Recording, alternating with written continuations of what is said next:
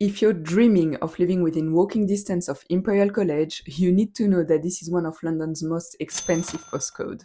Today, I'm stress testing 3 different budgets to show you exactly what your money gets you in South Kensington. And I will show you how to identify the listings that look great on Rightmove, but will feel like a prison cell when you actually step inside.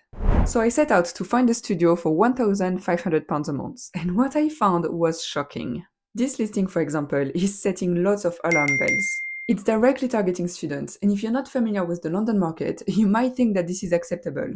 So let's have a look, shall we? What do you get for £1,500 a month near Imperial College? This. This is the reality of the market. Okay, so the first issue is that they advertised a studio. A fully self-contained studio includes a kitchen and a bathroom.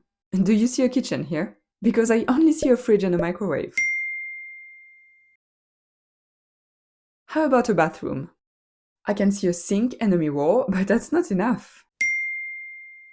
Now we are going outside of the room, and this is a shared bathroom. I don't even know how many people are using it. I don't want to know actually. So basically this is a tiny bedroom, not even big enough for a double bed, that is advertised as a studio even though there is no kitchen and no bathroom. That is not acceptable at all. If you want a room in a shared house, you'll find much better options on spare room. It took me exactly 10 seconds to find this lovely bedroom in a modern building. It's listed at £1,499 a month, and here you have a proper double bed, storage, a desk, access to a balcony, and your own large ensuite bathroom. And this is the kitchen, which is shared with just one other tenant. So yes, London is expensive, but properties listed at the same price will widely differ in quality, and you need to know which one should be avoided like the plague. So nearly £1,500 a month gets you a dirty closet.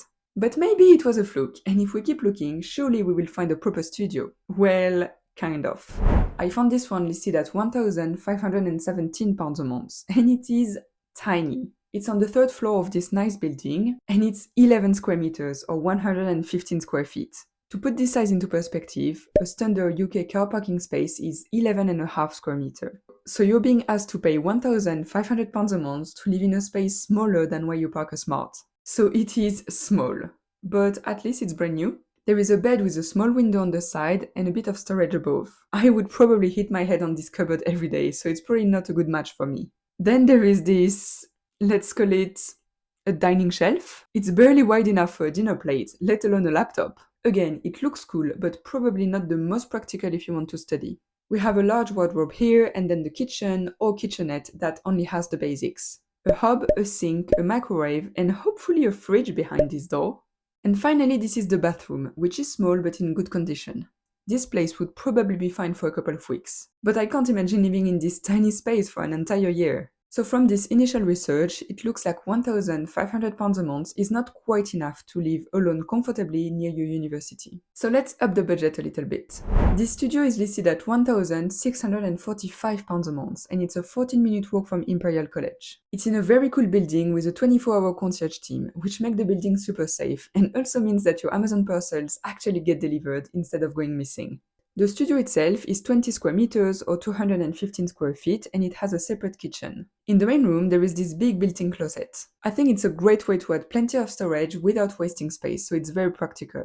The mirror on the sliding doors open up the space and make the room feel more airy and bright. The sofa bed also helps. It means that during the day you can actually use the space and move around. And you also have space for a desk to study. The bathroom is very spacious for a studio. It's very modern, fully tiled, with a bath and a lot of storage. And the kitchen is great as well. There is a good amount of counter space, plenty of storage, and a window. Honestly, this is a very good opportunity. It's actually cheap for the high standards offered by the building in this area of London. Now, here is another studio in the exact same building with the exact same layout.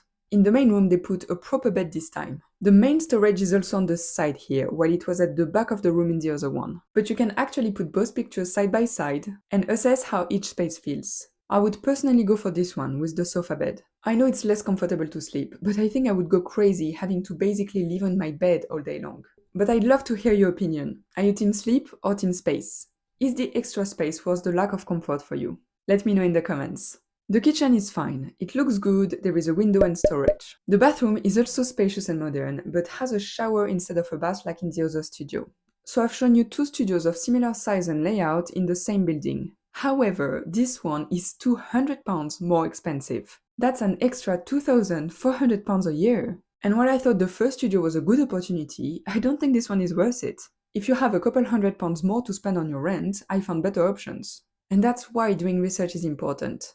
If you don't know what is average and what is not, you won't be able to find good deals and spot scams. And if digging through these misleading listings looks exhausting to you, I can take that off your plate. I now offer personalized flat hunting support. You can click the link below to book a free call. For this next listing, we solved the bed issue entirely, and surprisingly, we don't even need to increase the budget. It's a large studio advertised at £1,799 a month, and it's a 9-minute walk from Imperial College. It's 34 square meters or 370 square feet, which is spacious for a studio, especially in this neighborhood. There is a large hallway with lots of storage, a large bathroom, and a separate kitchen. In the main room, there is space for both a double bed and a sofa area. Actually, they repurposed the bay window as a sitting area, and I think it's very smart. It saves space while creating a unique little living room with a cool vibe. They also added storage between both spaces to create two distinct areas, and that's exactly what I would have done, so I can only approve. There is also this little table here on the side, which might not be the most comfortable setup for studying, so it will be worth checking if it's staying in the studio or not. The kitchen is great. It's a decent size, it has a proper oven, a washing machine, a decent amount of countertop space, and storage. The bathroom is very spacious and has a bath. It looks great. And there is no concierge here, but the building is still super nice. Now, if you want a proper bedroom separated from your main living space, then you will like the next place. It's a 1-bedroom flat listed at £2,000 a month, and it's a 12-minute walk from Imperial College. It's 35 square meters or 370 square feet, so it's actually similar than the studio we just looked at, but with a different layout this time. It is on the lower ground floor, which comes with two specific warnings. First, lack of light. Second, lack of privacy. So make sure you check this carefully if you go for a viewing. There is a very spacious reception room that is mostly empty for now. But if you wanted to properly decorate it, this is what it could look like. Moving to the kitchen, it's fine.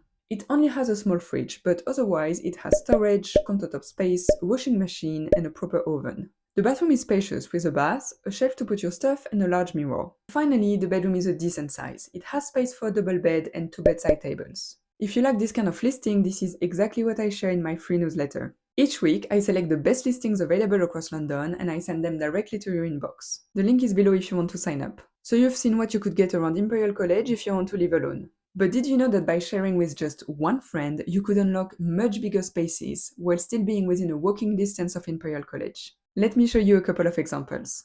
I found this 2-bedroom, 2-bathroom flat that is listed at £2,817 a month, and that is located in Earl's Court, a 26-minute walk from Imperial College. It is super spacious. It's 83 square meters or 900 square feet. There is a huge hallway with a guest toilet, a separate kitchen, and 2 bedrooms that each have their own suite. The living room is spacious and bright, with large bay windows and space for a dining table. In the hallway, you can see the door to the guest toilet on the left. Then the kitchen. It's a good size, with a large countertop, storage, a proper hob oven, an integrated microwave and an integrated fridge, as well as a window. Moving to the first bedroom, there is this large wardrobe right by the entrance. And then the room itself, with here again large bay windows and plenty of space. The ensuite is a good size as well, with a bath and a window. Now the second bedroom. Again, a big hallway inside the bedroom itself. There is no storage here, but you could probably add a few shelves if needed. The room itself is a bit smaller and has a smaller window. But it's still very comfortable and it has a large wardrobe as well. And the ensuite has a shower this time, but it is also spacious and has storage. I quite like this little shelf on the side for some reason. It's missing a mirror though, which sounds minor until you realize you can't drill into tiles in a rental. This means you'll be shaving or doing your makeup with this tiny mirror.